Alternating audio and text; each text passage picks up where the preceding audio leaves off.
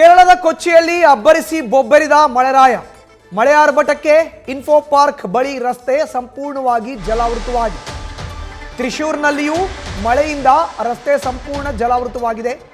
ಮುಂಗಾರು ಪೂರ್ವ ಮಳೆಯಿಂದ ಕೇರಳದ ಜನರು ತತ್ತರಿಸಿ ಹೋಗಿದ್ದಾರೆ. ಮಳೆ ಆರ್ಭಟಕ್ಕೆ ಇನ್ಫೋ ಬಳಿಯ ರಸ್ತೆಗಳು ಜಲಾವೃತವಾಗಿವೆ.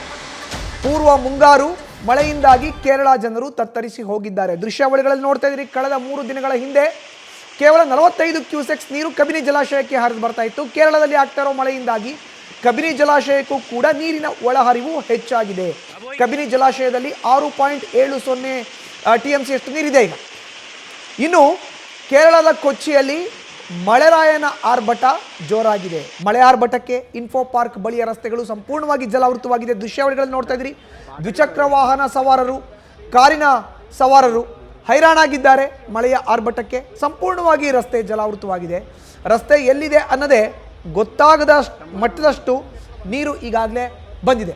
ತ್ರಿಶೂರ್ನಲ್ಲಿಯೂ ಕೂಡ ಮಳೆಯಿಂದ ರಸ್ತೆಗಳು ಸಂಪೂರ್ಣವಾಗಿ ಜಲಾವೃತವಾಗಿದೆ. ಪೂರ್ವ ಮುಂಗಾರು ಇದು.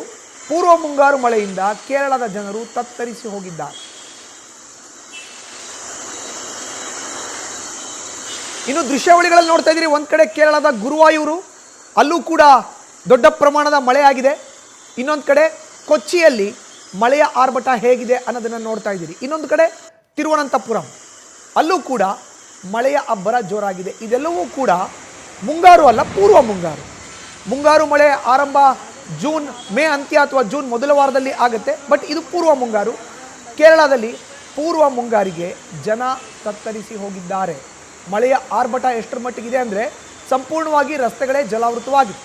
ದೃಶ್ಯಾವಳಿಗಳನ್ನು ನೋಡ್ತಾ ಇದ್ದೀವಿ. ಗುರುವಾಯೂರು, ಕೊಚ್ಚಿ, ತಿರುವನಂತಪುರಂ, ಜನಕ್ಕೆ ರಸ್ತೆಯಲ್ಲಿ ಓಡಾಡೋದೇ ಕಷ್ಟ ಆಗಿದೆ. ಅಷ್ಟು ಪ್ರಮಾಣದ ನೀರು ರಸ್ತೆಯಲ್ಲಿ ಹರಿದು ಬರ್ತಾ ಇದೆ. ಸಂಪೂರ್ಣವಾಗಿ ರಸ್ತೆಯೇ ಜಲಾವೃತವಾಗಿದೆ.